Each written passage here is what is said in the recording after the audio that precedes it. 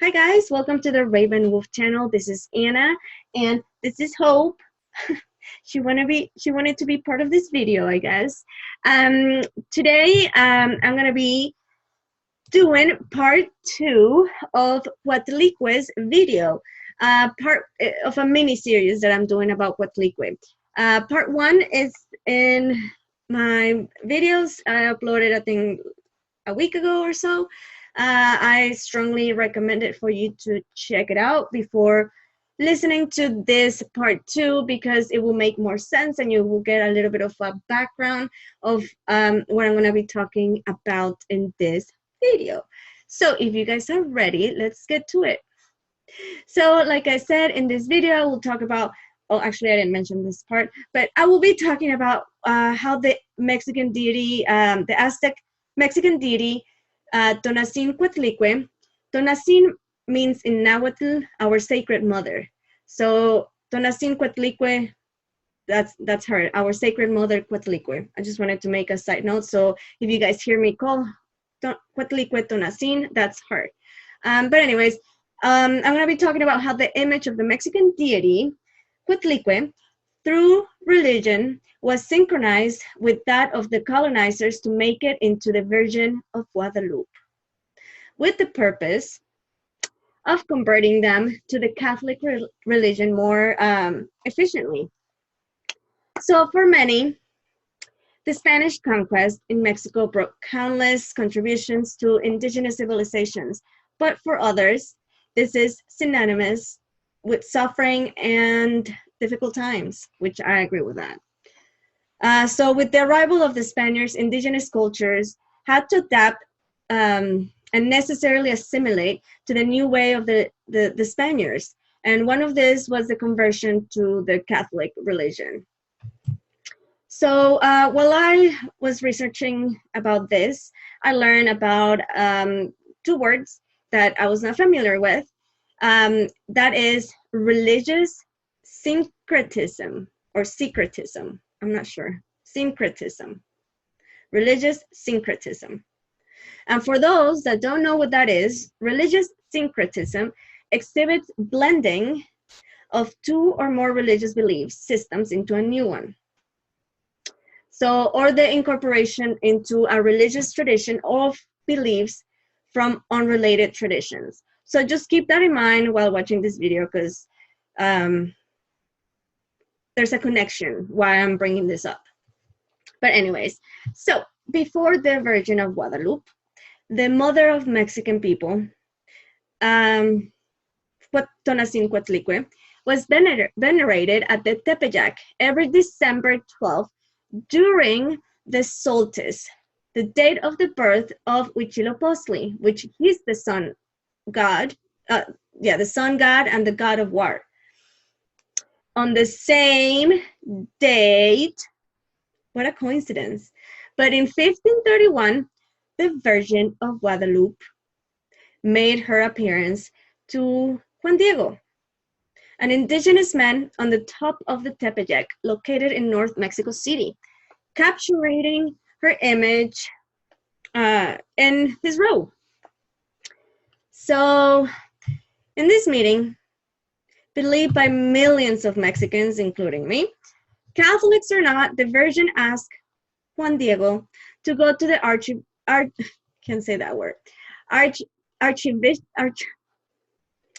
Archbishop Fray Juan de Zamuraga of the newly created Viceroyalty of the New Spain to build a temple on top of the hill. The friar did not believe his words and asked for proof. Upon returning the second divine encounter, the Virgin ordered him to take flowers on his tilma. Sorry, I feel like I have some fuss from this chair. What was I? The Virgin ordered him to take flowers on his tilma. A tilma is a type of an indigenous clothing or garment. And when Juan Diego unrolled his tilma and let go of the flowers in front of the friar, a miracle had happened. The image of Virgin of Guadalupe miraculously imprinted in the clothes, which has lasted for almost 500 years and is currently in the Basilica of Guadalupe, a story that every Mexican knows since childhood. The Basilica of Guadalupe is a big church that, of course, the Spaniards built in the name of her. Anyways, and I do want to apologize if I'm sounding a little bit condescending when I'm talking about this and my stomach just growled. But the reason of that is because when I was doing this research to do this video, I was pissed of the information that I came across. So I will have my opinions at the end of the video. So stay tuned. Okay, so in the year of 1609, a temple was built in the same hill of the Tepeyac. By 1737, the Virgin of Guadalupe received the title of Patroness of Mexico and Mother of all Mexicans. The Virgin of Guadalupe today has become an icon, not only religious, but also cultural icon for most Mexicans. So this is one of many Marians apparitions all over the world. So in case if you don't know, a Marian apparition is a reported supernatural appearance by the Blessed Virgin Mary. The figure is often named after the town where it was reported, or the nickname given to Mary on the occasion of the apparition. So Marian apparitions sometimes are reported to recur at the same site over extended periods of time. But in the majority of the Marian's apparitions, only one person or a few people reported having witnessed this apparition, except two different ones, the Cuauhtemoc and Assimilate, I don't know, I'm pretty sure I'm saying those wrong, where thousands claim to have seen it over periods of time. So I'm just going to name a few of the most notable apparitions, Marian apparitions, and one is Our Lady of Lourdes, Our Lady of Fatima, Our Lady of Guadalupe, Our Lady of Perpetual Succor, Our Lady of Manoag, Our Lady of Pilar, Our Lady of Wisselham, and many others. So now I'm going to be talking about the coincidences between Tonantzin and the Virgin of Guadalupe. So the name of Guadalupe in Arabic means the eagle that plants its foot on the snake. Think about what I just said. Guadalupe's complexion is not white, but brown, like the indigenous. So she can look like them, you know. The clothing is, her light blue cape becomes turquoise. That is the sacred color of the Aztecs that symbolize water, fire, prosperity, and plant abundance. So the two deities conceived their prodigal son without sexual contact. Instead, a spiritual entity descended to the place in the womb to seed from which Huitzilopochtli and Jesus will be born.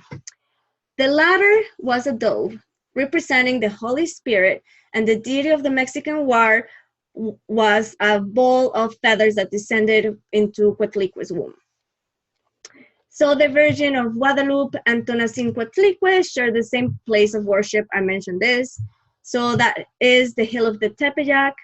But however, it was destroyed as several Mexican temples by the Spanish conquerors. Instead of a small chapel was erected, of course, for the transition of the Catholic worship, you know, since they were used to coming and in thousands to come, you know, celebrate Coatlicue, honor Coatlicue. Now we're just going to make it for the Virgin of Guadalupe. Okay. This place was already the busiest pilgrimage site in the prehistoric times. So, according to the stories of the Spanish missionaries, the Aztec and other Nahuatl people had the belief that the mother of the gods appeared on the top of the Tepeyac. The image of the Virgin of Guadalupe shows her with the sun on her back and the moon at her feet. For the conquerors, this symbolized the power over the two sons of Coatlicue, the sun god, Huitzilopochtli, and the moon goddess, Coyolxauhqui. Under her feet of Virgin of Guadalupe is an angel with eagle wings. The eagle for the Aztecs was a symbol of character of a warrior. They had the eagle and the jaguar warriors. Anyways, I just added that. And related to Huitzilopochtli, that represented the struggle of the sun against his brothers, the moon and the stars, who beat every morning. So there's a lot of symbology there in the image of Mary of Guadalupe. The indigenous name of Juan Diego, which was the native that this miraculous marine operation happened, normally, which Juan Diego, I'm so excited, I need to slow down. So the indigenous name of Juan Diego is Tonantzin, which means one who speaks like an eagle. Lots of eagle symbology and snakes and yeah.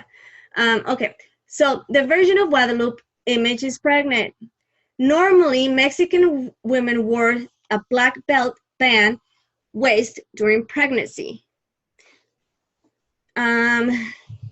Guadalupe's tunic is covered with golden flowers that were symbolisms that represent in Nahuatl words and concepts. The more significant is the four-petal jasmine flower, number of the four directions of the universe. This flower is placed in its womb, identifying its child as divine that reigns over the cosmic directions. The petal flower appears 8 times representing the planet Venus. The Venus movement, represented by Quetzalcoatl, was a significant measure in the Aztec calendar, and it was based on the cycle of the Earth and Venus around the Sun, and the Moon, and the Earth. The Virgin of Guadalupe today has become, like I was mentioning at the beginning, not only a religious icon, but also a cultural icon for most Mexicans, and I'm going to be talking about some of them briefly. So here are some of the influences of the Virgin of Guadalupe in history. So for the Mexican independence movement in 1810 through 1821, Miguel Hidalgo y Costilla was the main leader of the movement. He used a banner of the image of the Virgin of Guadalupe as a Mexican symbol. Jose Miguel Ramon Aducto Fernandez Felix, that's quite of a name. They call him Guadalupe Victoria. He was actually the first Mexican president, the first Mexican president of the Mexican Republic from 1824 to 1829. Also, he signed the Treaty of Guadalupe Hidalgo in 1848. The Mexican-American War ended with that treaty. So the Chicano movement also had some influence. The Guadalupe had some influence in the Chicano movement, like Cesar Chavez, which he was a principal leader of the movement of agricultural workers and founder of the UFW in 1971. The image of the Virgin of Guadalupe served as an icon, symbol, and meeting point for agricultural workers in their struggle to obtain representation.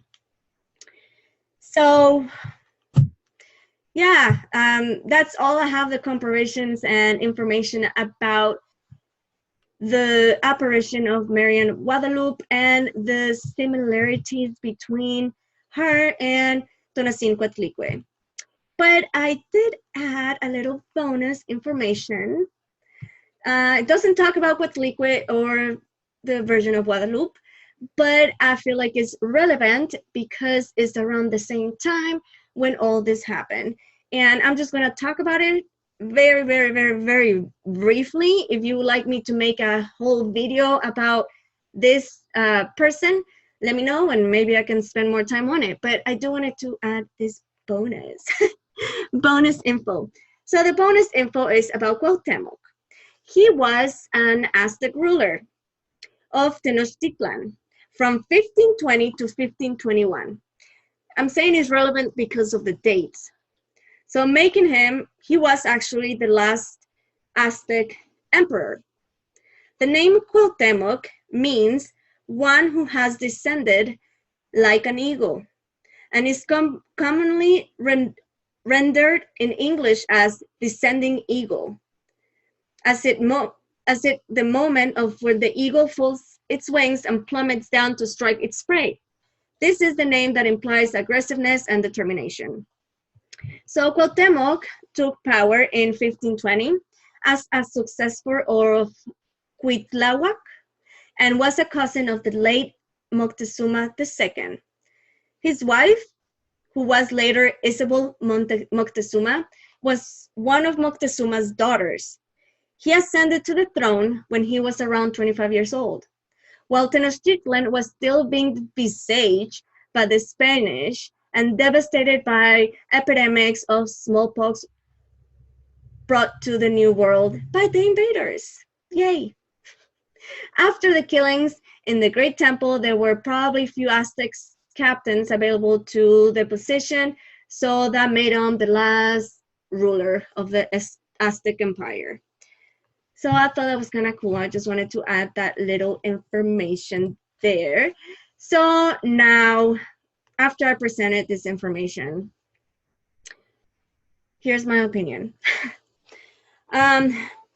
Well, I guess I can say why I was so pissed when I find this information. The reason is because, as you guys know, I'm Mexican, and growing up in Mexico, you know, they teach you that, and you know, you feel lucky that you're Mexican and that, you know, a Marian apparition happened in the place where you were born, and you know, the whole culture of it, and it's a big deal. And me now as an adult doing research, following the path where, you know, I'm all about the Maya, I'm all about the Aztec, I'm all about really all the ancient cultures, and finding out that Coatlicue is really Virgin of Guadalupe, and the reason why they did that, to manipulate pretty much and brainwash people, it pissed me off.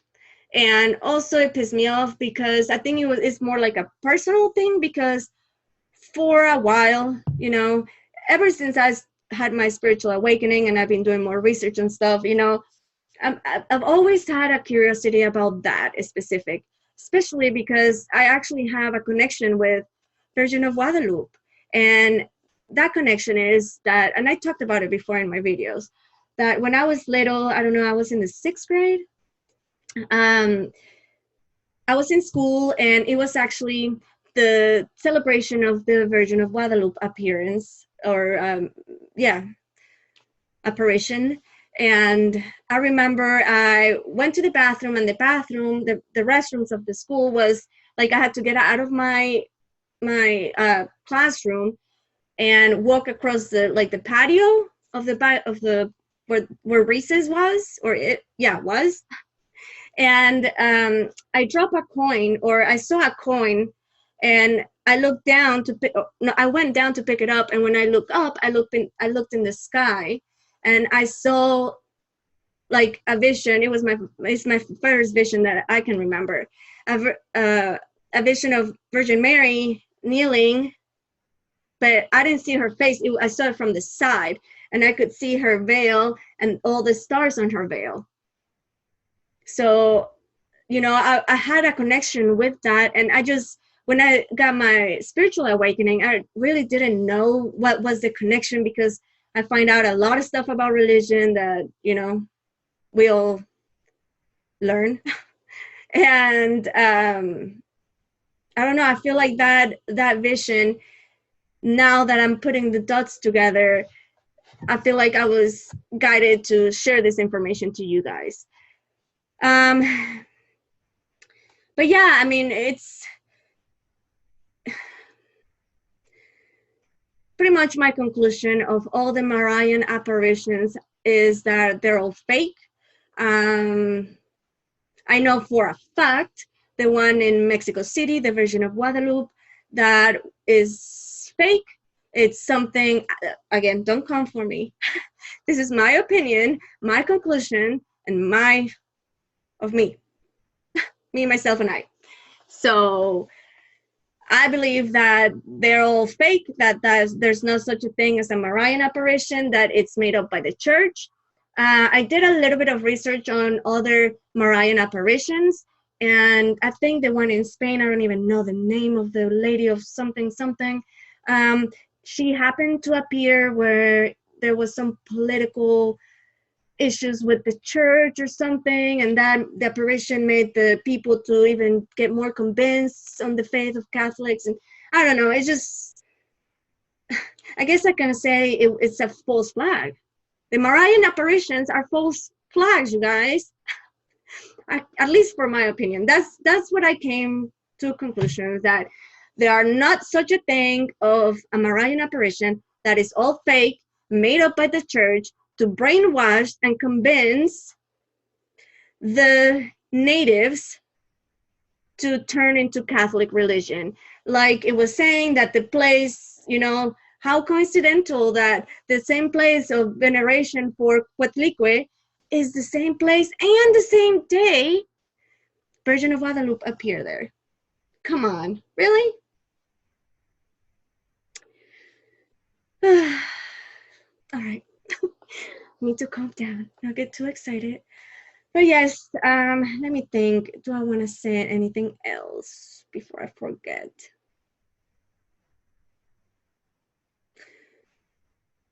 Well, I hope I don't offend anybody. I hope that, yeah, that you don't get offended. I mean, this is my conclusions. This is my truths.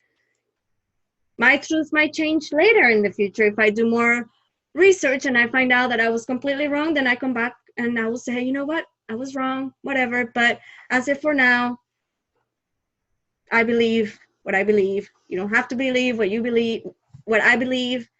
And I'm not trying to offend anybody. I'm just trying to share my truths. And I want to share something that to me was important to follow through and make this video. So with all of that said, I think that's it. There will be a part 3 coming in the next 2 weeks or so. And that part of Coatlicue 3, part 3 is going to be more of the structure of Coatlicue, the statue of Coatlicue, and a little bit of some history about her more in detail, and something regarding the sculptures of the Aztecs, and that's relevant with her. Anyways, that's all I'm going to say for part 3. So I hope you guys enjoy, and yeah, let me know your thoughts in the comments. I love you guys. In Lakesh. Peace.